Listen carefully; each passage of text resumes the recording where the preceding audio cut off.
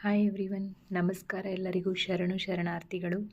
Today's ವಚನ: ಉಳ್ಳವರು ಶಿವಾಲಯ ಮಾಡುವರು, ನಾನೇನು ಮಾಡುವೆ ಬಡವನಯ್ಯ. ಎನ್ನ ಕಾಲೇ ಕಂಬ, ದೇಹವೇ ದೇಗುಲ, ಶಿರವೇ ಹೊನ್ನ ಕಳಶವಯ್ಯ. ಕೂಡಲ ಸಂಗಮ ದೇವ ಕೇಳಯ್ಯ, ಸ್ಥಾವರಕ್ಕಳಿ ಉಂಟು ಜಂಗಮಕ್ಕಳಿವಿಲ್ಲ. The rich may build great temples for Shiva, but what can a poor devotee like me offer? My legs are the pillars, my body itself is the temple, and my head is the golden tower. O Lord Kudala Sangamadeva, temples made of stone may fall, but the living, moving temple of devotion within us will last forever. The essence here is true devotion lies within ourselves.